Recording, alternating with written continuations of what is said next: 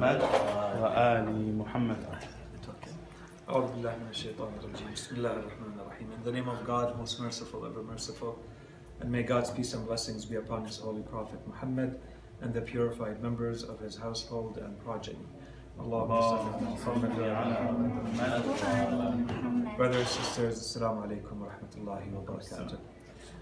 So welcome to this fifth lesson in the series on general prophethood.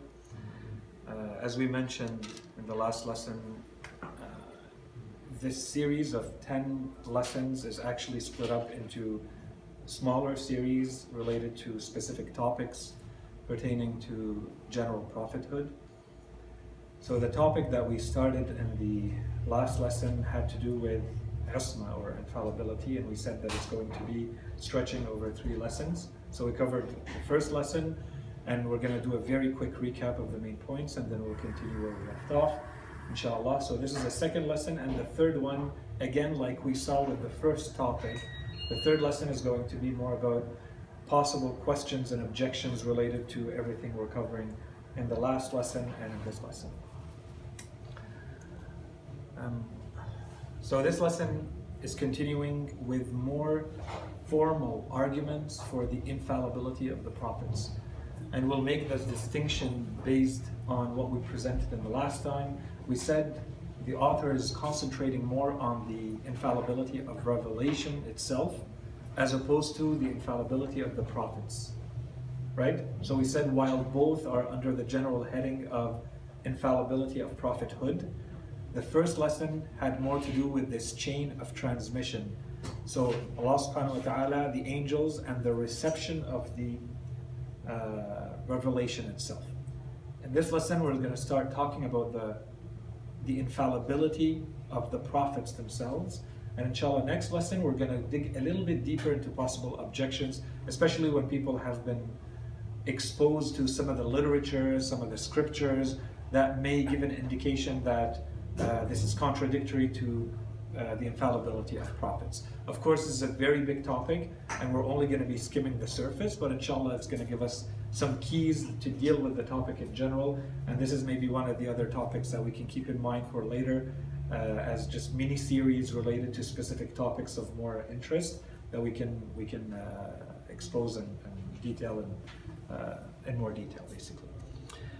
So the outline of this lesson, following a quick introduction of the lesson. So we said the last lesson that we had, and we'll do a very quick recap, but the last lesson, the ending of it was a transition into this lesson. So the introduction of this lesson takes where we left off.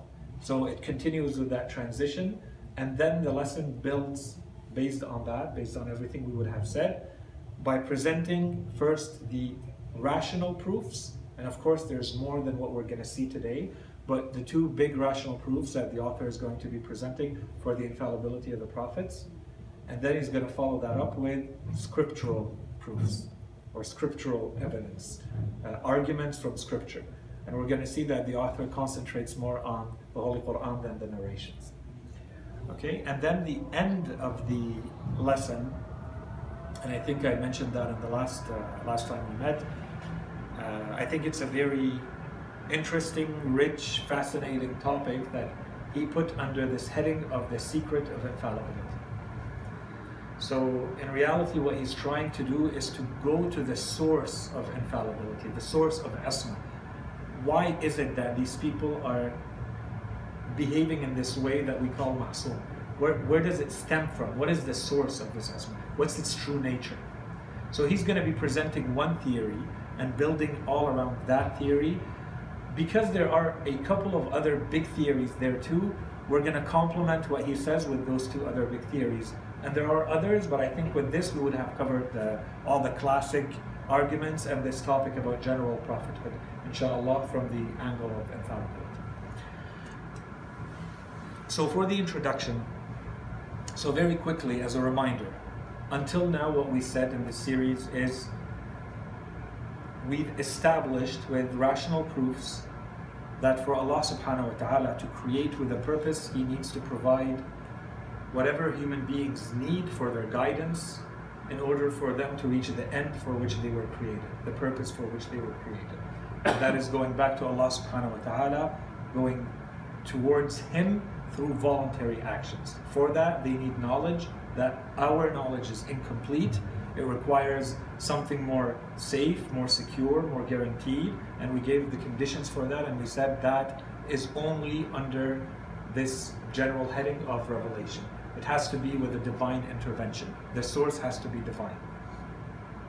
So once we established the necessity of revelation, or the necessity of prophethood, then we started looking into this chain, this revelation coming from Allah subhanahu wa ta'ala all the way to human beings. When we looked at it, we said for the same reasons that the revelation is necessary, for those same reasons, and we're not going to repeat them now, for those same reasons that revelation needs to be safeguarded, we have to be sure that we can rely on it as though it is authentic, it has not been tampered with, it has not been distorted, that it is reaching us as it has left Allah subhanahu wa ta'ala. Okay? That was what we've established until now. So those two big principles for general prophethood. So based on what we said, we not only established that the revelation the content of the revelation has to be safeguarded, but the chain of transmission, which is made up of angels and prophets. So we've already discussed the angels. We said that they have to be these trustworthy messengers of the message, and we explained the arguments for that. And we started talking about the prophets. So today we're going to continue about the prophets specifically. A couple of points that were mentioned towards the end of the lesson last time. There were 3 points, so I want to concentrate maybe on one of them a little bit more. Had to do with the definition of infallibility. What do we mean when we say infallibility? So we said it's not enough just to say someone has not sinned. We can imagine many scenarios where someone has not committed a sin, but they would still not fall under this type of infallibility that we need in the theological discussions we're having. Someone, for instance, may have been born and unfortunately, subhanAllah, they die very quickly after they're born. So they die in a very young age. That person has not had time to even perform a sin. So they have left this world without any sins. Does that fall under infallibility? So in practice, this person is infallible in the sense that they have not committed a sin, but that's not the infallibility we're talking about. In other conditions and other circumstances, we talked about the possibility of someone not being able to, not having the tools to perform a sin. Okay, and we mentioned one example when we said someone came to the marja saying, I want to repent I want to stop playing this musical instrument. And when he was pushed, it seemed that it's not that the person is really repenting, it's that he no longer had the ability to play that instrument.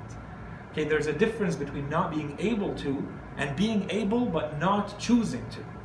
So what we're talking about when we say infallibility, we're talking about a character, a trait in your character, in your being, that gives you the discipline to choose not to sin when you can sin. And when you really want to put it to the test, under very difficult circumstances.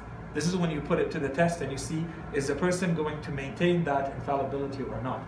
And inshallah today we're going to mention a couple of examples in the cases of prophets and peace upon them all, or sometimes in the imams. We're not going to be talking about that yet. It will come later, where we see the difficulties in which they were put, to put them to the test, to the full test. There's always a test, and this is where the infallibility really shows through. And then this is going to open the door, and inshallah we're going to talk about that directly in the next lesson, which is, where is the merit of these people? If we're saying that they have a divine grace, that they have this trait that comes to them from Allah subhanahu wa ta'ala being infallible, so what is their merit? How can we say that they have any real value or merit or esteem? And the key is going to be, well, do they have the choice to sin and to do good, and they're choosing the good or not? That's going to be the key. And we're going to come back to that inshallah, but we're going to give the hints to the answer in today's lesson a little bit later. Okay. So towards the end of the lesson, last lesson, the author also told us that if we look at the entire religion of Islam, all the schools of thought, all the scholars, we see that there is disagreement about the scope of infallibility. So we have people going from one extreme to the other. We have AlHashawiyya or AlHashawiyya, who are a group of people that appeared at a certain period in time. They were closely related to Al-Hanabila, but they were not Hanabila, and they were called Al-Hashawiyya because they would basically fill the books with fabrications and mix them up with the authentic narrations of the Holy Prophet.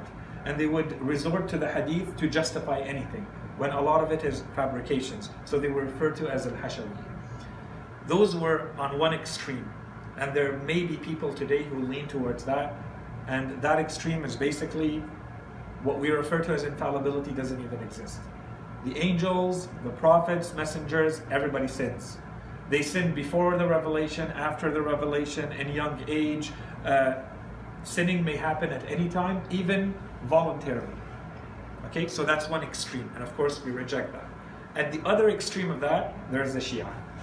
The Imamiyya, who follow the Imams of Ahlul Bayt alayhim salam, and we believe, based on the teachings of our Imams, that the prophets and the Imams are infallible. So in what sense? So we gave different criteria, different categories of distinction for that scope. We said, for instance, there are groups who say infallibility only happens, according to them, once the prophets reach a certain age. We don't believe that. We think it's for life. We said there are groups who believe that infallibility only begins after revelation. We don't believe that. We believe that it begins with the birth and it remains in place. We said that some groups believe that that infallibility only applies within revelation. So not the rest of the day-to-day lives, the personal lives and affairs of those prophets. And of course we believe that no, it extends to the rest of the dimensions of their lives. Here the author also adds a little point. So while he says that the consensus of the Shia is that there is no prophet who will ever undertake voluntary steps to commit a sin, there is disagreement between the Shia, between this school of thought, about the details that do not have anything to do with the revelation itself. So we have had scholars who say, for instance, it is possible for prophets to forget.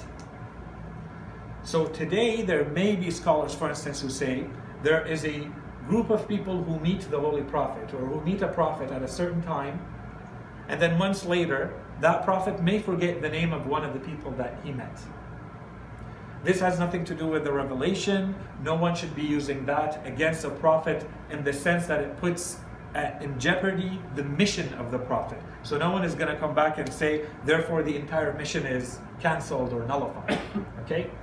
That said, what we're going to see today, so here when he adds that, he says, if we go to the narrations, if we look at the entire corpus of Shi'i narrations that we do find some contradictions. We have some narrations that seem to indicate that that is the case. For these minor details in their personal affairs, there might be these mistakes, this forgetfulness, these kinds of things may happen. We have that in some narrations. And because this is not the place to dig into them, because this is what we would need to do. We would have to go through them and see, do we accept or reject those narrations and based on what criteria? He says this is not the topic that we're going to cover here, but he puts it to rest simply by saying, if we look at all of this, our conclusion is for this detail, for these minor affairs in the personal lives of the prophets, if someone believes or doesn't believe in it, it's not going to be an essential or necessary condition in our faith. And we've talked about this when we started part 1. I don't know if you guys remember or not. We said that there are spheres. We create spheres of inclusion and exclusion in our faith, where we say here are the conditions. If you meet those conditions, you're included in this sphere of faith. So you are a muwahhid, for instance, or not. You are a Muslim or not. You are a Shi'i or not, right? And you go more and more restrictive by adding more and more conditions. So when a scholar says in the fiqh sense, or from a legal perspective or from a theological perspective, when they say this is not a condition, when this is not an essential criteria of faith, what they're saying is if someone does not believe in this item, in this article of faith, it does not automatically put them outside our sphere of faith. Okay? So here he's saying if someone does not believe, this is his opinion, other scholars may disagree with this. If someone does not believe that the prophets are infallible in all of the aspects of their lives, revelation and personal affairs, major and minor, this does not necessarily exclude them from the Shia faith. You can't say this person is not Shi'i because they do not believe in the infallibility of prophets in this minor detail. This is his opinion. This is his verdict at the end. Now I will add that this is not the verdict of every scholar. We have different opinions on this. And the second point I will add is, and this is something to keep in mind for us beyond this lesson, when we find that a scholar gives this type of verdict, when he says this is not an essential factor or article of faith, does not necessarily mean that this is what they believe. So I'm not saying that this author is saying that he does not believe in the full continuum of infallibility of the prophets. He may believe that prophets are infallible in minor details of personal lives as well as everything else. But he's saying if someone does not in this detail, I do not exclude them from the faith. This is two different things. So one of them is more of a legal verdict that he's saying this is where the sphere of our faith, of our madhab are drawn. And the other one is what I believe. And here are my conclusions and my arguments.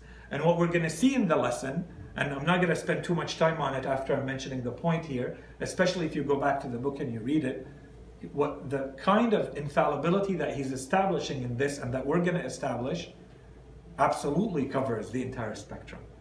Okay, so what we're going to establish is a full spectrum. Here we're only adding this detail, which is if someone does not believe that infallibility extends to the personal affairs that have nothing to do with the aspects of revelation and the mission of a prophet, this does not exclude them from our madhab, from our faith. Okay, that's the point. So as we said, and the author says this, there's a lot of narrations related to infallibility or non-infallibility of the prophets in different spheres. And of course, we add to that, there are many verses of the Holy Quran.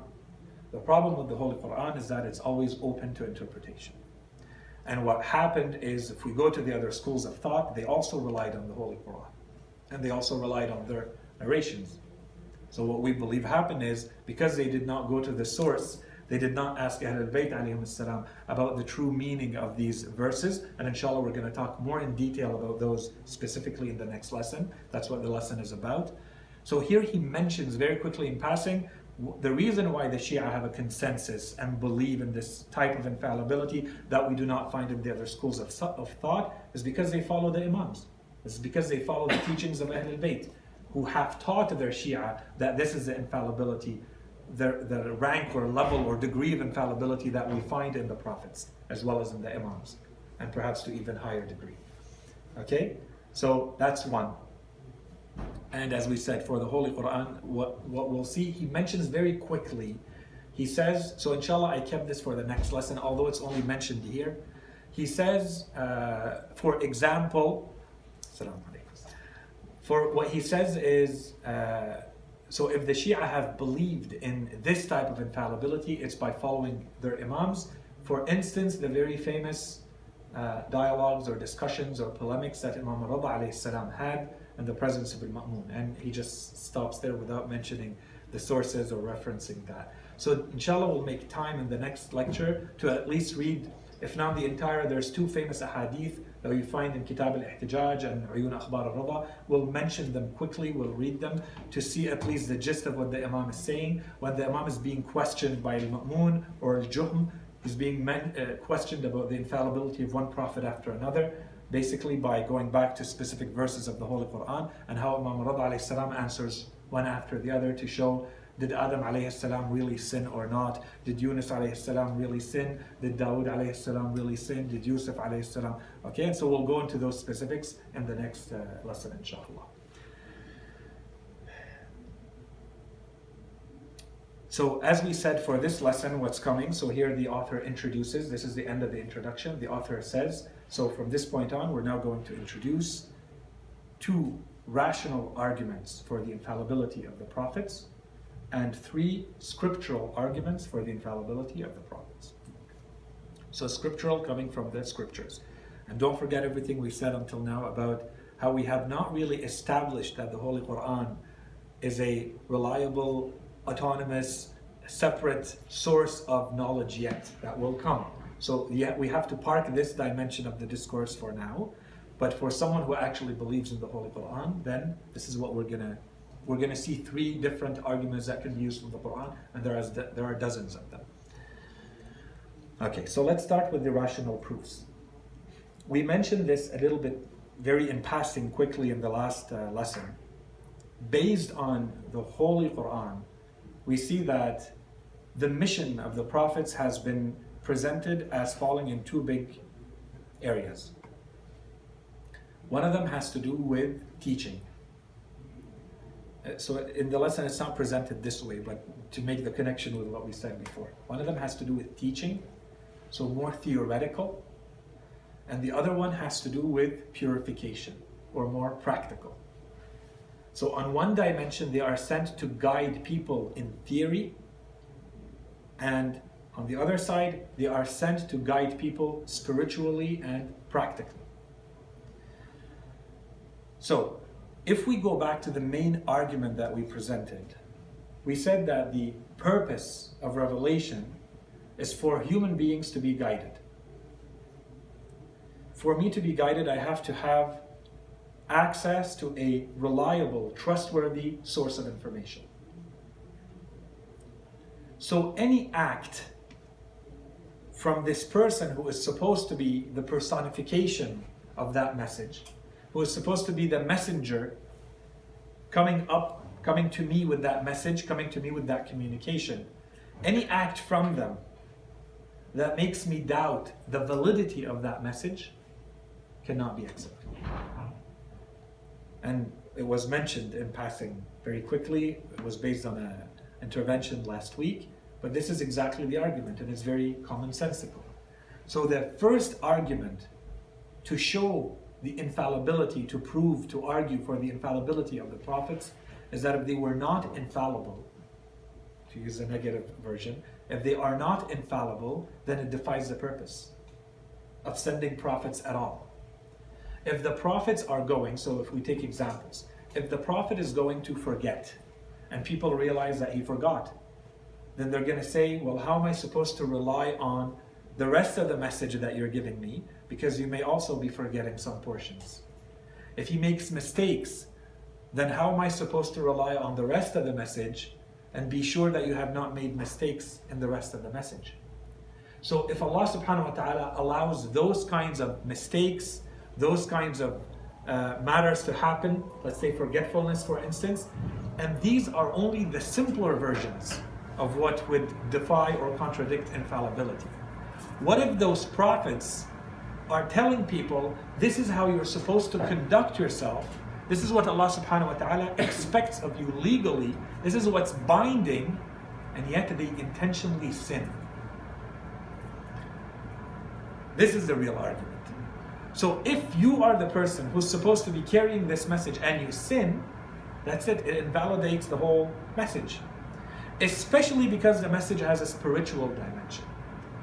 Okay, so in philosophy they'll tell you, don't attack the person, always look at the content. The content may be good, but in the case of revolutionary spiritual messages, where you're expecting human beings to sacrifice so much and to shift their thinking and their worldview, to let basically everything go and to follow them, I need someone who's worthy of being followed. I cannot have anything that puts that message in doubt. So anything that makes me doubt that message has to be rejected. Otherwise, it defies the divine wisdom, the divine purpose of sending prophets and revelation in the first place. Okay? So that's the first. So one way to present this argument is to say, based on hypocrisy. So the argument from hypocrisy is basically saying, well, if you're saying don't do it, but you're doing it, you're being a hypocrite, I can't follow you. And therefore it invalidates your entire message. Okay? So that's one way to put it. The other one is unreliability. I cannot really trust that what you're telling me about the message is true. If you lied here, you may lie everywhere. If you sinned here, you may sin everywhere. You may do it for personal reasons. You may have forgotten. You may have been mistaken, and so on and so forth. So that's the first message. That's the first argument. So rational argument to argue for the infallibility of the prophets. And this is more at the level of theory. So this is for me to be able to rely on the message at a theoretical level. The other dimension, which is the practical or the spiritual. These prophets, these messengers, the other part of their mission, the other part of the reason why they were sent is tazkiyah. يُعَلِّمُهُمْ وَيُزَكِّيهِمْ or يُزَكِّيهِمْ وَيُعَلِّمُهُم. This purification. How are you supposed to purify me if you are not in complete control of your faculties, of yourself? If you have not reached a higher level of purity, spiritual rank than I have, how can I rely on you? If I can pinpoint gaps in your character, how can I follow you? And this is supposed to be at the level of humanity.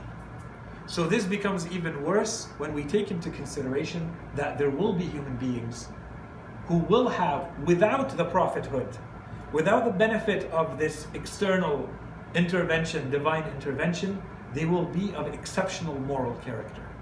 There will be human beings who have a very noble character, people who have amazing discipline, people who are always leaning towards spiritual purification. How are those people supposed to follow someone who is of a lesser rank than they are? So this is more of at a practical level. In order for the prophets, in order for the messengers to fully perform their duties, they also need to lead by example without any words. Okay, and we're going to see a couple examples of that to make that point a little bit more clear. Yeah. Can I ask you?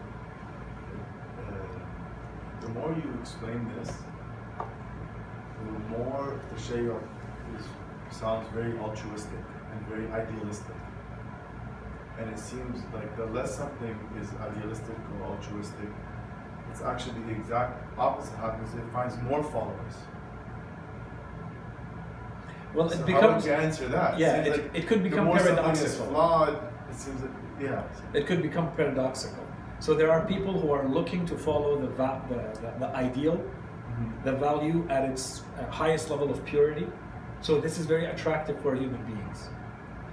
And there are people who are going to find fault with this and say this is not practical. Mm-hmm. This is not something that we can actually apply. And this is a point where we touched on, and it was a lengthy question where we answered it in a few minutes, I think 2 or 3 lectures ago, lessons ago. And the idea was basically how are we supposed to, and inshallah we're going to come back to that again, how are we supposed to follow role models who are at this high level of infallibility if we know that we will never be able to attain that? And so we gave an answer from multiple perspectives. And I think one way to put it is exactly like you're saying. It could be used as an argument against. And another way to put it is it's actually a blessing for humanity, for Allah subhanahu wa ta'ala to have sent us role models at this level of perfection. Because if it was lacking, it would create other problems. So the problem we have is an easy one. It's such a high level of perfection that it may look like it's too idealistic for us to be able to emulate. Really, that's what it comes down to, right? And the reality is that it's not. And inshallah, we're going to talk about that in this lesson. Towards the end, we're going to talk about the nature of infallibility. What it gives us, and I hope that this is going to become clear, what it gives us is that we can aspire to an infinity of ranks of perfection. Which is not the same as saying it gives us an ideal that is unattainable. It is attainable. But we have to understand that what's being presented to us is an infinity of ranks. We may aspire to the lower ranks and we may aspire to the high ranks. And inshallah, it'll become clear with what we're going to present, the three theories of the source of infallibility, and then you can tell me if it helps to answer that question.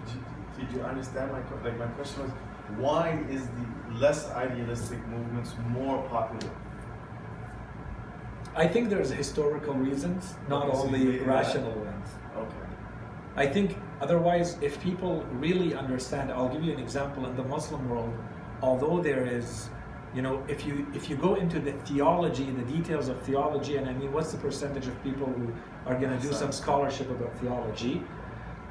If you talk to the commoners who have not studied theology, and you talk to them about, let's say, their love and their attachment to the Holy Prophet and the Muslim world in general, they are ready to melt in this entity which is the Holy Prophet, because of the perfection that they think he represents.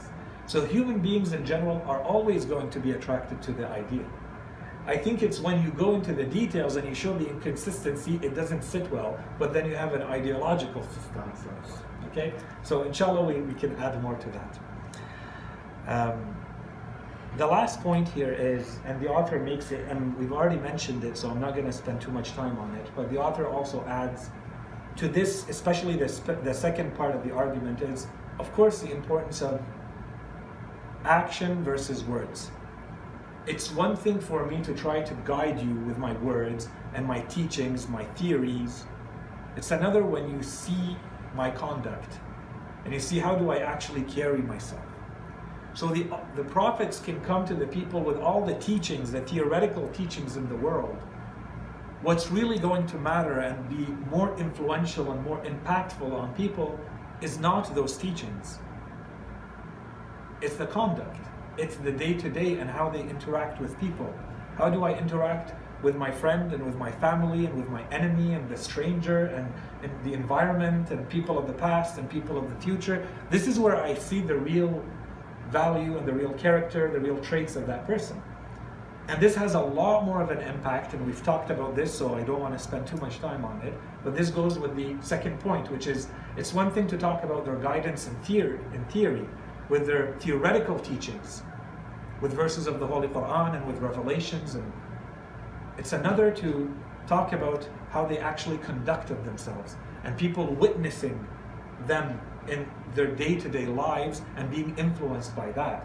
And our belief is that Holy Prophet's success, the secret of his success, the exceptional speed at which he was able to convert people or to have people enter into Islam is here. It's his conduct. Of course, he was presenting them with an incredible theoretical system that did not exist before. Of course, that comes there. But if you take into consideration the reality of that society, their beliefs, and the difficulty with which you can get through with a theoretical system, you see that what's getting through to people is his conduct. It's his humanity. It's his character. It's not the theoretical teachings. Those become secondary. And here I think it's just a remark in passing, because it has to do with this second point. If someone wants to extend this notion of the purity or the spiritual rank of the leader or the guide, then we can extend that to our lives too. And in fact, our religion encourages us to do that. And we have many, many narrations and many, many verses of the Holy Quran that we can use for this. For instance, we have in some of the verses of the Quran, فَلْيَنْظُرِ الْإِنسَانُ إِلَىٰ طَعَامِهِ, let the human being look or contemplate his food. When the Imam was asked about this verse, he said, the Quran is not talking about the food we eat. The Quran is talking about knowledge. Let the human being look at the knowledge. From where do they get it? From whom do you get it? And we have other narrations that tell us when you listen to someone, when you listen to a speaker, you're worshiping them. So if what they're saying is divine or godly, then you're worshiping God. And if what they're saying is evil, then you're worshiping evil. Okay, what does this tell us? This is not in full contradiction with, we have other verses, other narrations, for instance, and there's a lot of insistence on that in our religion. Knowledge is of such high importance that we are told, go acquire it from wherever you need to. Go learn it even if it's from the enemies. Go learn it even if it's under torture and difficult circumstances. So do we put that aside and say, well, if the person teaching us may not be of the highest moral character, then we can't learn? No. So our religion is telling us, go learn from wherever you can. But if you have the choice, this is a factor. When you listen to someone, especially if they're teaching, they're in a leadership position, they're talking and you're listening, whether you like it or not, whether you're aware of it or not, you're getting influenced. So what are you allowing yourself to be influenced by? Is the influence that's coming to you, is it based on someone who has a moral character and a spiritual character of a higher rank? They're pure? Because all of that is going to come through. So this is going to apply. Of course it applies in religion. Of course, this should go without saying. If I want to learn religious matters, it's not just a matter of accumulating pieces of information one on top of the other. Okay, that's one thing. Of course, that's important. But if I have the choice between that and going towards someone who can also add the spiritual, the ethical, moral perspective, and there's piety and there's purity, and something, it's very difficult for us to judge people that way. But it's what you're getting from them. If there is that, then of course this takes precedence over just an empty accumulation of data and information. That's important, but that's not the point. The point is spiritual purification. And then we can extend that to beyond religion too. If I have to go learn math or history or physics, well, we're not the unfortunate maybe position of not having enough qualified, competent people. The aspiration is that we do have them. But if we don't have them, then our job is to create them, so that we have people who also have this moral character and this purity and purification of the soul that goes along with teaching physics and math, so that what the entire influence we're getting, or that our children are getting, is based on this spiritual basis. Anyways, this is a point in passing. So if we go back to this second part of the rational proof, when we said it's the spiritual guidance, the practical aspect, not the theoretical. So here are two quick arguments, proofs from scriptures. The first one comes from Imam Ali alayhi salam, from Nahj al-Balagha. And the third part of Nahj al-Balagha, we have the short sayings of Imam Ali alayhi salam. This is one of his short sayings. So the Imam says, whoever places himself as a leader for the people. So the Imam here is being general. He's not even talking about prophets. So we have to extend that and basically readjust this for the level of someone like a prophet or a messenger. Whoever places himself as a leader for the people must start by educating his own self before educating others. That's one part, that's one principle. 2, and let their training be by his conduct before training by his tongue. So if I want to train people, if I want to educate and instruct people, my main instruction, my main means, my main way of teaching people should be through my conduct, not through my words, not through my mouth. 2, second principle. Third principle, and the one who teaches and instructs himself is more deserving of honorable esteem than he who teaches and instructs others. It's a lot more difficult to apply your knowledge to yourself than it is to simply put it on someone else and expect them to rise to whatever teachings you're giving them.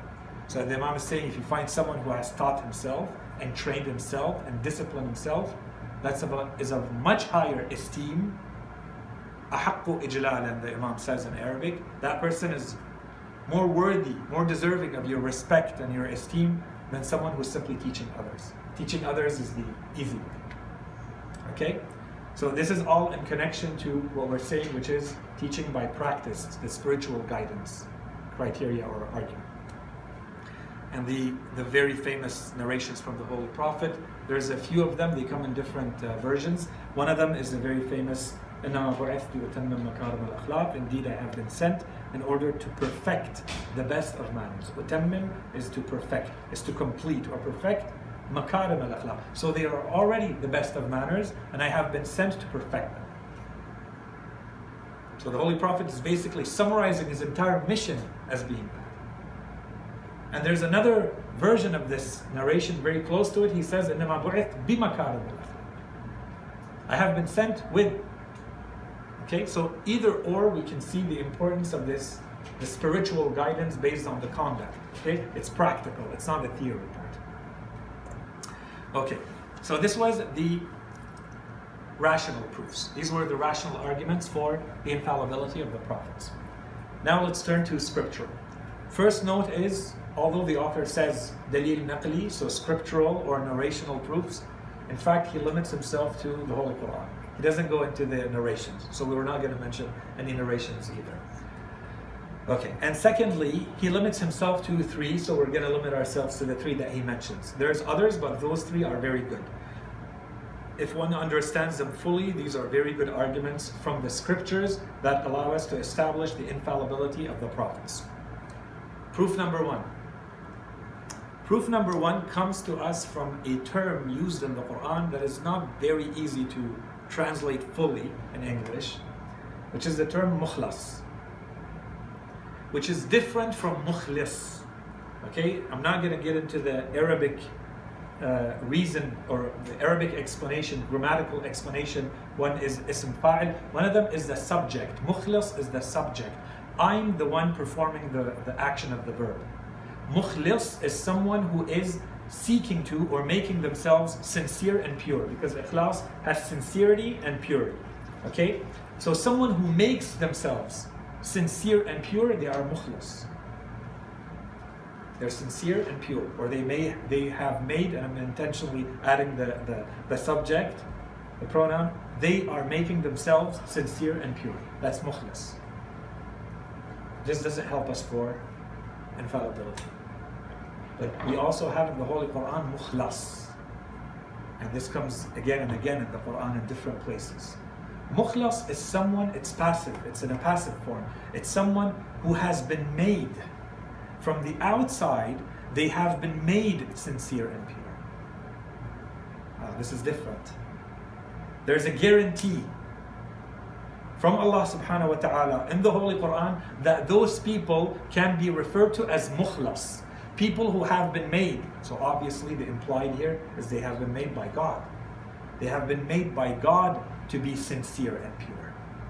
And of course this is a much higher rank, and it doesn't come out of the blue. It doesn't come, and we can get to that in the objections in the next week. Why is it that those people get this divine grace or this additional rank? So of course they are mukhlis. They are way past mukhlis. They have done all the ikhlas that they can on their own, and Allah subhanahu wa ta'ala has added this stamp of approval from Himself by telling everybody else, those people, I am guaranteeing their sincerity and purity, I have made them so. Assalamu alaikum. Okay, so these are 2 completely different ranks. So we start with the principle, the verse that brings it all together. We understand the main teaching through this verse. And the verse is fascinating. So this is the story of Iblis, the story of Satan. Towards the end of the story, when Allah subhanahu wa ta'ala has asked him and the rest of the angels to bow down to Adam alayhi salam, and he refuses. And then there's an exchange. And then he swears that he is going to deceive all human beings, because it's as a result of not bowing down to them that he has been kicked out of the divine mercy. So he swears, and the verse in Surah Sad says, and I swear, and see the terminology that he uses. This is why our scholars always say, see the level of knowledge that Satan has. See how when he swears, when he wants to show that he's speaking with emphasis, how he chooses his words. He swears by the might of Allah subhanahu wa ta'ala. بِعِزَّتِكَ. I swear by your might that I am going to deceive every last one of them. And then he adds, except those who have been made sincere and pure. Why? Is it because he's nice? Is it because he wants to limit the damage that he can do? Is it because he doesn't have the energy? Because he knows that this is where his ability stops. He has no power over those people. While he can deceive everybody else, those people are outside of his area of work, his area of power. So he doesn't even waste time on them. And that's why the verse says, I will surely tempt or deceive or dupe or beguile every one of them to evil except your servants among them who have been made sincere and purified. Okay, مخلصين إلا عبادك منهم المخلصين. Okay, that's one. So this gives us the general heading. However, this verse does not specifically say, and the prophets have been given infallibility. What it does give us is that there are servants, there are creatures from among the people that Allah subhanahu wa ta'ala has chosen, and whom the devil himself says, I cannot deceive, I cannot dupe, I cannot seduce, I cannot tempt. So for sure, within that group, we are going to find the prophets. And it may extend to others, you don't know. It may be a lot more general than that. But what we are sure is that there is a group in them that the devil is not able to influence. And that group is those that we refer to as the prophets. And then we have specific examples. So we took that was the general principle. So if we go throughout the Quran, we see this term, very specific term in the Quran, al-mukhlas, mukhlasin, comes here and there. And we see used in very specific instances in the Quran. Especially instances where there may be doubt about the very infallibility of the prophets, then the Quran comes and adds that word to link you back to this verse which says, don't you go thinking that the devil had a way to reach this person. If this is what you thought is the interpretation of the verse, then you need to go and get clarification on its meaning. Because this is not what's happening. So for instance, we have in Surah Sad again, and remember our servants, Ibrahim, Ishaq, and Yaqub. Ulil Aidi wal Absar, of strength and insight. Indeed, we purified them with an exclusive purity. Inna akhlasnahum bi khalisatin. What's that? This selected or selective purity that we gave them? The remembrance of the abode. Dhikr ad-dar. The remembrance that there's an afterlife. There's a hereafter. This is an additional purity that we chose them with, that we gave them. This explains their infallibility, and we're going to get back to it. If you're in a situation where Allah subhanahu wa ta'ala or the Holy Quran says that you're one of those people who is in constant remembrance of the afterlife, then you're infallible. If you know what's awaiting you, you're never in a moment of distraction, of forgetfulness of this, then you're infallible. Another verse. And remember in the book Musa, indeed he had been made sincere and pure and was a messenger prophet. واذكر في الكتاب موسى إنه كان مخلصا, not مخلصا, مخلصا وكان رسولا نبيا. Messenger, prophet. So we have the two ranks. And none of these lessons are going to get into the difference between a messenger and a prophet. There's a lot of narrations about this. And then we have in Surah Yusuf alayhi salam, the famous story between Zulaykha and Yusuf alayhi salam, she certainly made for him. So she came forward, she made for him, hammat bih, and inshallah we're going to talk about that more in the next lesson. And he would have made for her had he not beheld the proof of his Lord. Okay, and inshallah when we're going to get into the details and how our imams explain to us the interpretation of this verse, it's not what we think is happening here. Okay, we're going to get into that inshallah next time. So it was that we might turn away from him, from Yusuf alayhi salam, we might turn, Allah subhanahu wa ta'ala says, we might turn away from him evil and indecency. Why? He was indeed one of our servants, made sincere and pure. إِنَّهُ مِنْ عِبَادِنَا الْمُخْلَصِينَ.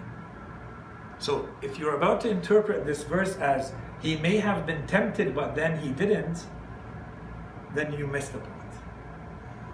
If he was tempted, it means there was an evil implication here, an evil influence, an evil desire, and then he had the discipline not to go there. No, he did not even go there. Okay, because he's mukhlas. He's not mukhlas. He's not someone who is fighting the urges and he may win and he may lose. He's out of a higher rank. And we're going to explain again when we're going to talk about the secret of infallibility, what do we mean by that higher rank in a moment. Okay? So we're not saying that he's incapable of. He is capable. but he chooses not to, and we're going to see why. Okay, so the first group of verses of the Quran had to do with this notion of ikhlas under the term mukhlas. Second group of verses, and only one is mentioned in the lesson, but we can add more. The second group of verses has to do with the absolute, unconditional obedience that human beings are supposed to have towards prophets. Allah subhanahu wa ta'ala, when He tells us to obey someone, He always adds conditions. And in our religion, we always have conditions. For me to follow a scholar, there are conditions that have to be put in place. And if that scholar suddenly no longer meets one of those conditions, I no longer follow them. Allah subhanahu wa ta'ala says, obey your parents in the Quran. Respect them and obey them. But then it says, but if they ask you to ascribe partners to Allah, do not obey them. The Quran adds conditions. وَإِن جَاهَدَاكَ عَلَىٰ أَن تُشْرِكَ بِي مَا لَيْسَ لَكَ بِهِ عِلْمٌ فَلَا تُطِعْهُمَا. Okay. The Quran always adds, it doesn't give this absolute authority to anyone over anyone. So when it does, then we have to be careful. How come this person just got an absolute authority? It means Allah subhanahu wa ta'ala is considering them as a full representative of Himself. Therefore, they're guaranteed. I don't need to put any conditions. If you're following them, مَنْ أَطَاعَ الرَّسُولِ فَقَدْ أَطَاعَ اللَّهِ. Whoever obeys the Holy Prophet, they have obeyed Allah. End of story. We've established the infallibility of the Prophet. Or this verse of the Quran that says, we have never sent a messenger to any people but to be obeyed by Allah's permission. إِلَّا لِيُطَاعَ بِإِذْنِ اللَّهِ. We have never sent a prophet except so that everyone obeys them. This is an absolute obedience. There are no conditions. If Allah subhanahu wa ta'ala says you obey that person without any conditions, it means they're infallible. Allah subhanahu wa ta'ala is giving me a guarantee that I can rely this person blindly. Okay, so this is a second group of verses in the Quran that can be used. This is a second scriptural argument for the infallibility of the prophets. The last one, the argument about or from injustice. So there's a whole theory in the Holy Quran about justice and injustice and what it means. In our terminology, usually when we say injustice, we're usually referring to someone transgressing on the right of someone else. But in the terminology of the Holy Quran, this is not how injustice is used. Injustice is first used for someone who transgresses the rights of Allah and commits an injustice towards themselves. That's why the Quran says whoever trespasses the boundaries of Allah, وَمَن يَتَعَدَّ حُدُودَ اللَّهِ فَقَدْ ظَلَمَ نَفْسَهُ. They have committed an injustice against themselves. Okay? So this comes back again and again, this theory of injustice. So that's a premise that's not mentioned in the book. So we have to keep it in mind. If we understand how injustice is used in the Quran, it's dhulm is basically any sin. Any movement that goes against what Allah subhanahu wa ta'ala has established in terms of a system. Now we go to the story of Ibrahim alayhi salam in Surah Al-Baqarah. There is this whole back and forth between Ibrahim alayhi salam, Allah subhanahu wa ta'ala. His story is scattered throughout the Quran. At this point, Ibrahim alayhi salam has been put through numerous tests. And in our narrations, they explain to us that by this time, he had reached the status of prophethood. And then he reached the status of being a messenger, which is of a higher level. And now he has just been made an imam. Because he passed the last of the highest tests that Allah subhanahu wa ta'ala has made him go through. The Quran refers to them as words. Okay? Ibrahim is being tested with words. The majority of opinion is when he was asked to put his son and as though he was going to kill him.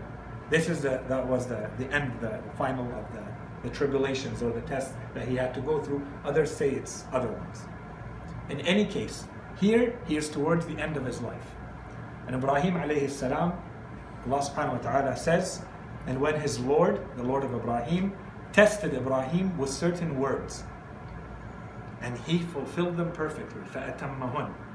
He didn't only fulfill them, he fulfilled them to completion, to perfection. فَأَتَمَّهُنَّ.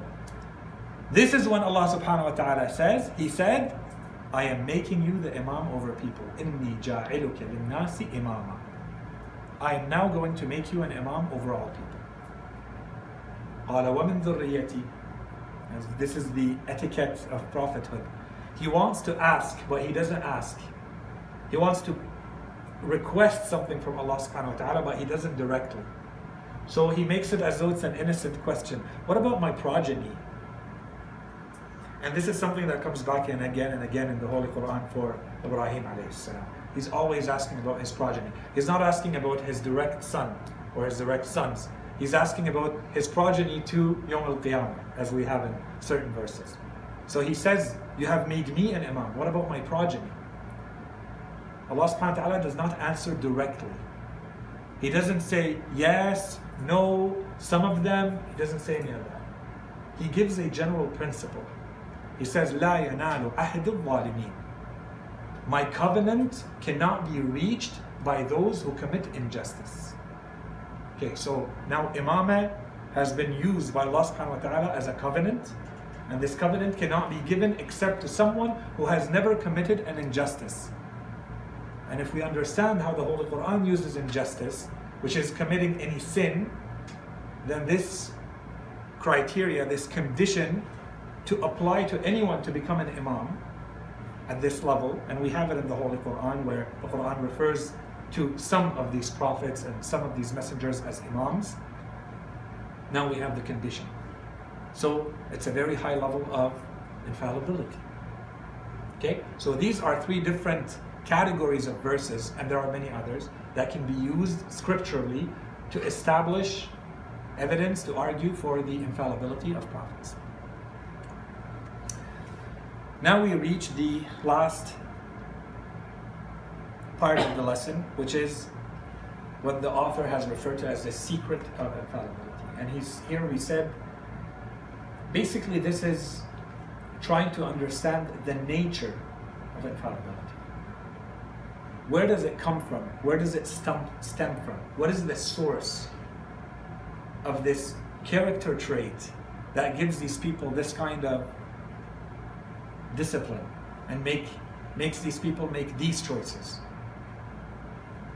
So as we said, the author here is going to present one theory, and we're going to complement it with two others, okay, quickly, but to give the full picture. Here the author splits, and it's important to do this. He takes this secret behind infallibility and splits it into two questions, or two sub-questions. The first one has to do with revelation. So it's to close the loop on the discussion that we started in the last lesson about this chain of transmission. We want to close the loop on it. And then the second question is, what about outside of that chain of transmission in the rest of their lives? Why is it that these people do not commit sins? What's preventing these people? What's the secret preventing these people from actually committing sins? So first, let's close the loop on the revelation. What did we say? We said there's a chain of transmission for that revelation to go from Allah subhanahu wa ta'ala to reach human beings.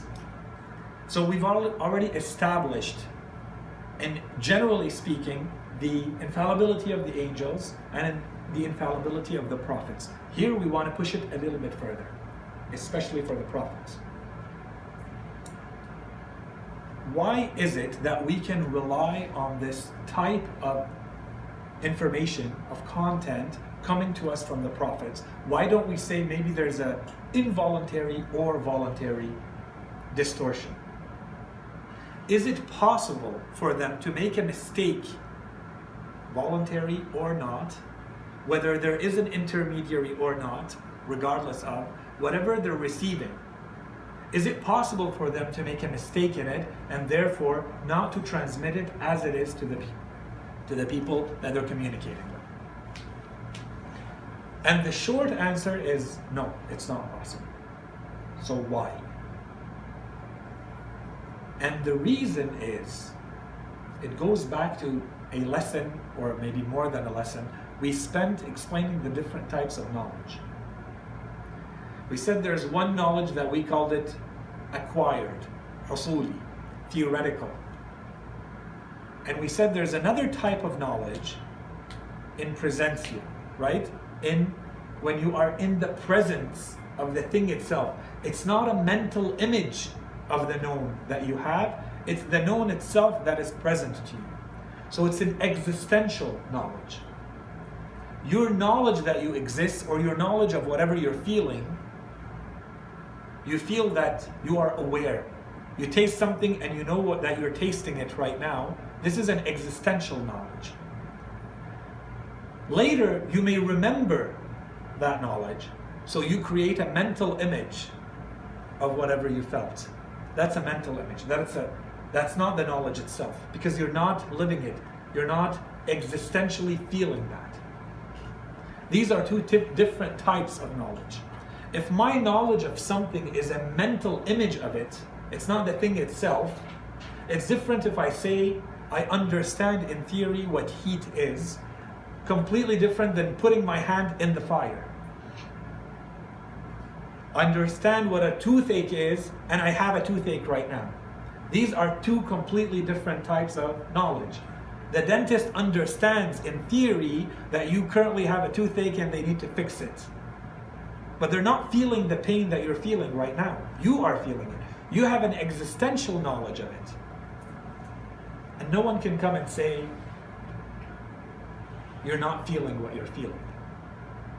You may misinterpret because of all sorts of reasons. You may feel hungry and you're not really hungry. You've taken a drug, you're under some sort of influence of something that makes you feel hungry. You're not really hungry, you're feeling something else. There may be a distortion there. But what you're feeling, you're feeling. Now you may mistakenly call it hunger. That's different. Okay? So this distinction that we made in part 1, we spent an entire lecture or more on it, a few lectures on it. We're going to go back to it here. So the author doesn't really spend a lot of time on it. All he says is, keeping in mind, and the Holy Quran refers to this again and again, keeping in mind that the type of knowledge that the prophets have is existential knowledge, then there's no room for mistakes. This is not theoretical knowledge where it may be and it may not be. This is not a mental image. When the revelation comes to them, they live the revelation. The Holy Quran says, the Quran it uses fu'ad, for instance. It says your inner heart, or it says ala qalbika, when it was revealed in your heart, upon your heart. The Messenger Allah subhanahu wa ta'ala sends Jibreel with the message, ala qalbika. It comes on your heart, O Holy Prophet. Okay? So there is something that is being existentially felt that is completely different from saying it's a theoretical type of knowledge. It's not something you learn in a book, where you may mistakenly acquire that knowledge and you may not. Okay? So if there's more needed here, we can come back to it, or I would strongly advise going back to the lessons about ilm usuli and huduri in part 1, where we gave a lot of examples and spent an entire lecture on that. So if we keep that in mind, then we understand why the verses of the Quran, on one side they're saying there is no distortion, there is no lie, there is no misconception or misperception about what was seen. In Surah Al-Najm, مَا كَذَبَ الْفُؤَادُ مَا رَأَى. The inner heart has not belied what it has seen. What it has seen is really the case as it is. There's no distortion. There is no lack or change or in the communication and the message that is being received. Okay? So this is just to close the loop on this chain of transmission. The impossibility. Why do we say that it's impossible for a prophet? And this, of course, opens the door to, this is kind of the philosophical argument against all these fabricated stories that we find in the books of history about what happened, let's say, to the Holy Prophet. There's a lot of these stories for other prophets, but in the case of our prophet, where we see that the beginning of the revelation, where the Holy Prophet is not sure who's talking to him, what's being communicated to him, and then when he hears it, he goes into this weird crisis where he says, I wanted to throw myself off a cliff and commit suicide as I don't know what was going on to me. I was scared, I ran home, and I told Khadija, I don't know, I've gone crazy, I've gone mad, I want to kill myself. And then she comforted him and she covered him and made him sit and calm down. And then she called her cousin or her uncle, Waraqa ibn Nawfal, who was a monk, and a Christian monk, and who would have come and asked the Prophet. So he's not a Muslim. The Holy Prophet was just revealed to him by God, and yet he has no clue what's going on. And this Christian monk comes and tells him, what happened to you? Then he tells him, yeah, that's true. You are truly a messenger based on what you're saying. And by the way, Waraqa ibn Nawfal never becomes Muslim. Although he's telling him, yeah, God just revealed to you. He never, although there are some that say he died a good man and so on and so forth. Okay, so if you take a story like that, and our books of history, some of them are filled with these, it does not make any sense. If you understand the nature of revelation, that this is a knowledge in presence, you know who's talking to you. You know God is talking to you. You know where the message is coming from. You know what is being communicated to you. There's no question about that part. Now, there might be a question about what do I do with this? But even that can be another topic. That's completely different from saying the Holy Prophet had no clue who's talking to him, had no clue what to do with this, has he gone mad or not? And of course they're going to come back later and use this and say the Holy Prophet was an epileptic man who had seizures, who was kind of unstable mentally and psychologically, and that's why nothing that he says can be relied upon. He's hallucinating, he's an unstable man. Of course, if you rely on a story like this, which is filled with in the books of history, that's how the story is told. And then when you have it in another, from the words of the Imams, when they tell us that he knew exactly what was being communicated to him, he understands what to do with it, he understands, we have other, even when you combine it with other narrations and other reports from the Imams that basically tell us he's almost expecting this. The unrolling and the timing is something that he's been prepared for his whole life up to that point. So when it happens, he needs to carry the message, but he feels the weight of the message.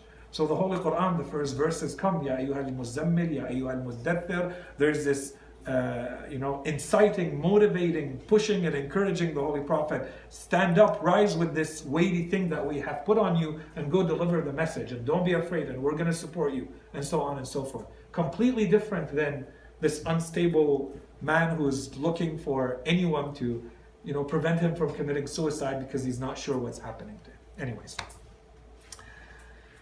So all of this has to do with the first portion. The second portion of this idea of infallibility. And why is it that these people who have it will not even entertain the idea of committing a sin? So here, the little introduction that the author gives us is that when a human being wants to perform any action, that action is based on some sort of faculty, desire, some sort of leaning to try to get a need, something that motivates them to move in a certain direction. And so, when they move in that direction, this movement is usually based on a knowledge. They have a certain knowledge, a certain worldview, certain habits, certain upbringing that makes human beings lean towards things and stay away from other things. Any human act, any human deed is going to follow that pattern. When I'm about to do something, it's based on whatever knowledge I have of that thing. Okay, so let's take the example of someone wanting to brush their teeth at night. I may be lazy and decide not to brush, or I may brush, but both of them are based on knowledge. Now we're going to add another dimension to it. I may know that I'm supposed to, but I may not give it enough value. I may give value to something else that in my system, currently in this moment, has more value than brushing my teeth, which is, I'm too lazy, I want to rest. So I give more value to my rest than brushing my teeth, so I don't get up to do it. And we can explain any human behavior based on this. Okay? So this is in general. This is introduction, premise, keeping in mind. Now if we look at the rest of our lives, how we live our lives, we all know that there are things that none of us, or at least I think, let's use hopefully examples that apply to everybody here. Okay? There are things that would not even cross any of our minds. None of us would ever think of doing those things. Some of those things are in our natural day-to-day lives, has nothing to do with religion. Some of them have to do with religion. We all have, as human beings, we all have red lines. And they're different from one person to another. What may apply to one person may not apply to another. For example, someone, if they work as a cashier somewhere, it may never cross their mind to put their hand in the cash register and take a little bit of money and put it in their pocket, whether there is a camera there or not. Someone else, they may put their hand and take, but what's preventing them is the camera. Okay? These are red lines that are different for different people. One person does not even think about it. It doesn't even cross their mind. They are day in, day out working there. The idea never crosses their mind to take something that does not belong to them. Ever. Other example. Someone who's in a situation of a conflict, back and forth, it may get violent. The idea of murdering another human being would never cross their mind. Someone else, not only do they think it, they might do it. Right? The news is full of that every day. Another example. You're sitting somewhere and someone brings you a cup and they tell you, pardon the vulgarity of the example, someone tells you this is urine. With the idea of drinking it cross your mind. Or, to take it a little bit more theoretical, but still as fearful, someone tells you this is poison, this is acid. With the idea cross your mind to drink it. You're walking somewhere and you're very hungry and you find the old carcass of an animal full of maggots, it's putrid, it's decomposing, it's filthy. With the idea of eating from it cross your mind. Okay, so as human beings, I'm going to use a terminology here intentionally, as human beings, we do have infallibility. We do have red lines, and it's not because I can't. I can. But based on my system and my worldview and my knowledge, and this is the key, my knowledge of what's in this cup, my knowledge of what I'm seeing, the idea of making any steps towards this does not even cross my mind. It may even be very repulsive to me. It's ugly, it's disgusting. I'm repulsed by it. So for someone else, a sin looks like that. It's not because they can't. It's because, as we said, they're seeing the reality of the sin. They have access to a type of knowledge that shows them the true ugliness of that sin, of that act, which is completely different from having theoretical knowledge about it. I know that lying is haram. I know that cheating is haram, in theory. We have one of our scholars who says, we all know that a dead body doesn't do anything. But how many of us are willing to lie down beside it for a night all alone, in a room all alone? Not a lot of people. We know, but we know in theory. We don't have faith that this is really. We still have some doubts because of our system of knowledge, because of our system of belief. If you have a system of knowledge or belief that allows you to see the reality of these things as they truly are, then you're not going to embark on them. Which tells us what? Which tells us that this is a gradation. I have levels of infallibility, and you have, and every one of us has. They're just at different levels. What may cross someone's mind may not cross someone else's mind. And the idea may cross their mind, but they would never think of actually really doing it. They just think about it, and someone else is actually going to fight, do I do it or not? And to another person, they're not even going to think about it, they just do it. Okay, now we're starting to see very different levels of this infallibility. So if we want to rely, and this is a theory that's presented by the author, if we want to explain infallibility based on knowledge, this is what it looks like. If I am infallible, if I am ma'soom, it's because of the type, the kind of knowledge, and the degree of knowledge that I have. So the difference between me and the real ma'soom is that the kind of knowledge they have is a completely different level. They have existential, in presence knowledge, and the degree is a completely different degree. But we get a glimpse of it in our lives. So it's not that impossible to fathom and to imagine. Okay? And then, so this is, we have, I don't know if I added them here. We don't have them. We do have in certain, I thought that the lesson would be too long if I added all of those. We have in certain of our, and many of our narrations, especially that have to do with ethics and morality and the nature of sinning and how believers are and their states when they're sinning and when they're not sinning. For example, we have a narration where the Holy Prophet is talking to Abu Dhar, and he tells him, for the believer committing a sin is like stepping under a hanging rock that may fall at any time when they step under it. So for someone like Abu Dhar, the example works. Maybe for someone like me, the example doesn't. Because I can never imagine myself in a situation where I see the danger of the sin as being of that reality. If I really saw a rock and I saw that it could fall at any time, I would never walk under it in real life. But on the metaphor, the analogy that the Prophet is giving me, it may not work. Because I cannot imagine the sin as being of that type of danger. But Abu Dhar would. Okay? Another example we have is from Imam Sadiq alayhi salam, who says that the speed with which the sin can harm people is faster than the speed or worse than when the knife goes through the skin or your flesh, the flesh of a man. Who amongst us would be ready to just take a knife and stab themselves? No one. The Imam is saying the sin is like that or worse. But that's for someone who really sees the danger of the sin. If I don't see the danger, of course I can commit. If I don't know that this is poison and I think this is water, if I don't know that this sin is this kind of, resulting in this kind of danger, of course I'm going to do it.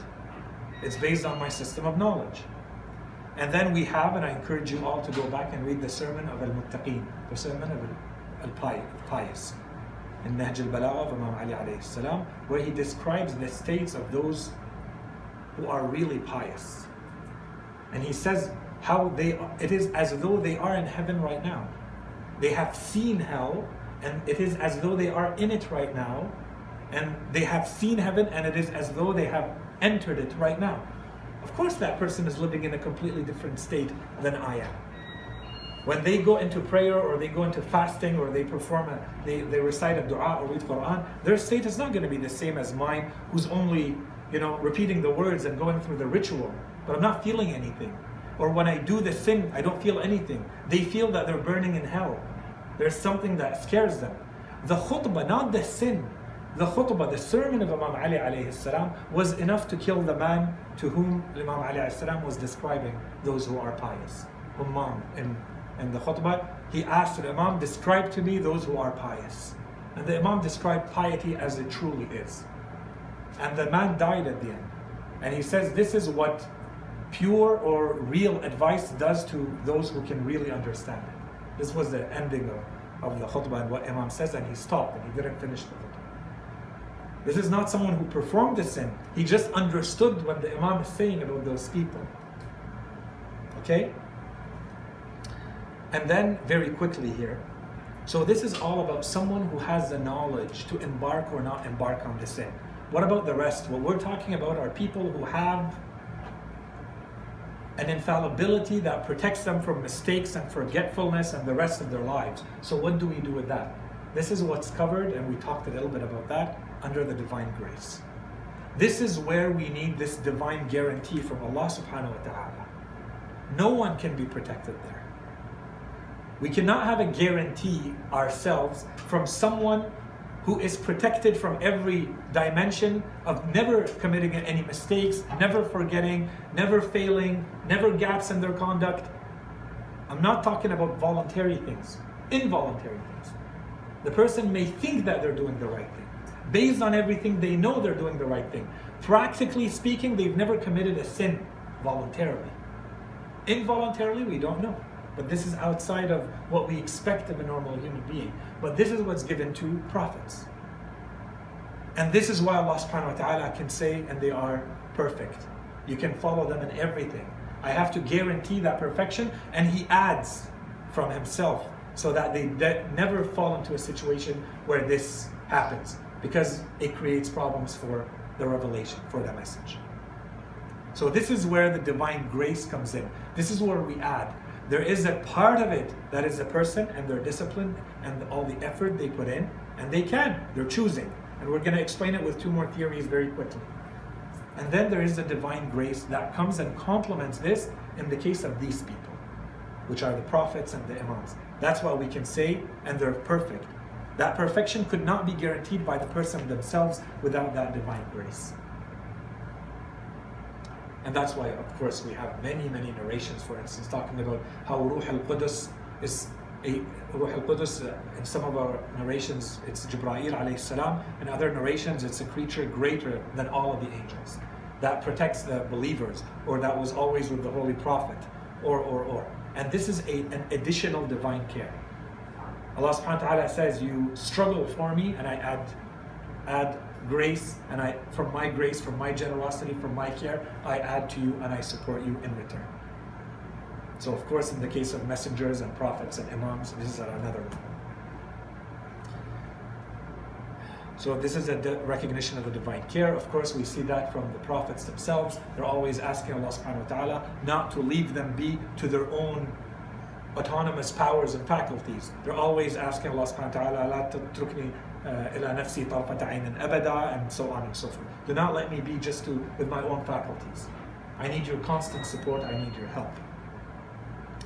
Last point here is, of course, as people get more knowledge, so all of this was based on the type of knowledge you have. As people get more knowledge, of course more knowledge allows you to act better, but it comes with more responsibility. So the expectation is higher. You have to act in accordance with that knowledge, otherwise it's used against you. Okay, so that's a topic on its own that we're not going to get into right now. Very quickly, two things. We now presented a theory of infallibility based on two things, based on one thing, which is knowledge. Now we want to, this is what was in the book. We want to complement it with two more sources of infallibility based on other theories. One of them is the person who is infallible actually feels the presence of Allah subhanahu wa ta'ala with them at all times. Someone who feels the presence, let's put the knowledge aside. Knowledge is maybe theoretical and all of that. This is another theory.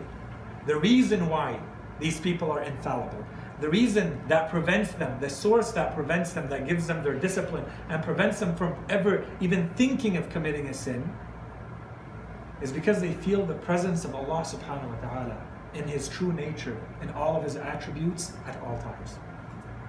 So this is one example, very quick example, from Dua Arafah, on the day of Arafah, from Imam Hussein alayhi salam, when he talks with Allah subhanahu wa ta'ala. He says, how can your existence be evidenced by that which is dependent on you for its existence? Can anything other than you have a manifestation that you lack? So he's saying Allah subhanahu wa ta'ala is more clear and present and close to the Imam than anything else. Okay? He's basically arguing, the Imam here is arguing against going through anything else to go to God. That's what he's arguing. But that's because he has God so close to him that he wants to reject this argument. And he goes back and forth. You're going to see that. Can anything other than you have a manifestation that you lack? When were you ever absent so that you need evidence pointing towards you? Or when did you become far so that your traces become that which lead to you? Blind is the eye that does not see you watching it. And at lost is the deal of a servant who failed to allot a portion of it for your love.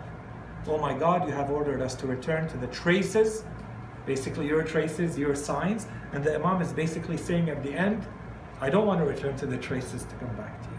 He says, I return to you. Oh my God, you have ordered us to return to the traces, so return me to you through the garb of light and the guidance of the heart's vision. I don't have time to explain this now. So that I return to you from them the same way I entered towards you from them. Too protected in my heart of hearts to look at them, and too full of pride with determination to rely on them, for you have power over all things. Okay, so this is an example of being in the presence of Allah subhanahu wa ta'ala, and that in itself prevents you from even thinking of this. The last example that we have very quickly is the theory based on love. If you love someone, you do nothing that they dislike, and you try to endear yourself to them. You try to do things that they love, not things that they dislike.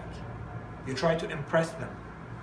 You know their preferences. You want to know more about them so that you can fulfill those needs that they have better. So if you are an infallible with that kind of relationship to Allah subhanahu wa ta'ala, you're not going to ever do anything that you think Allah subhanahu wa ta'ala dislikes. You have a relationship with Allah that is based on a lover, with a beloved. Okay, so this is a third theory. So the third theory, and this is only one example from Dua Abi Hamza, Imam Sajjad alayhi salam. We can find it in Dua al-Kumayl from Imam Ali alayhi salam. We can find it in the whispered prayers of the lovers of Imam Sajjad alayhi salam. Oh my God, even if you tied me with the chains and deprived me of the stream of your bounties from among the witnesses and pointed to my scandals before the eyes of your servants. So the Imam is explaining all the kinds of punishment that he may expect on the day of judgment based on one's own sins and one's own shortcomings, and he says, you're making me go through all of this and ordered that I be thrown in hell and separated between me and the righteous ones, I would still never cut my hope in you, nor would I ever deviate my ambition and forgiveness away from you, nor would your love exit my heart. Okay, so this is in those, not in this life, in the comforts and the ease of this life. In that condition, in that situation, I would still be completely in love with you. Someone who's in that situation, in that relationship with Allah subhanahu wa ta'ala, does not think, it does not cross their mind to do anything that Allah subhanahu wa ta'ala dislikes. 2 quick points and we'll finish with that. The first one is, we now presented 3 theories for infallibility, one based on knowledge, one based on being in the presence of Allah subhanahu wa ta'ala, and one based on love. The reality is we're cutting them up into 3 for analytical reasons. What we find in prophets and imams is that all of this is present at the same time. That's one. So this needs to be thought about. The second point is that if infallibility is based on your knowledge, or infallibility is based on the extent to which you feel the divine presence, or your love, all of those 3 things have infinite degrees. How much you can know, and how much you can feel the divine presence, and how much you can love Allah subhanahu wa ta'ala have infinite degrees. Which means that infallibility is not one level.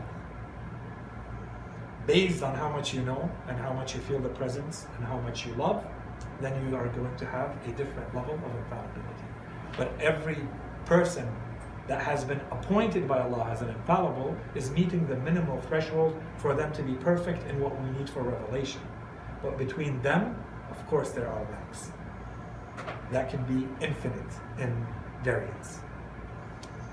وصلى الله على سيدنا محمد وعلى آله الطيبين الطاهرين.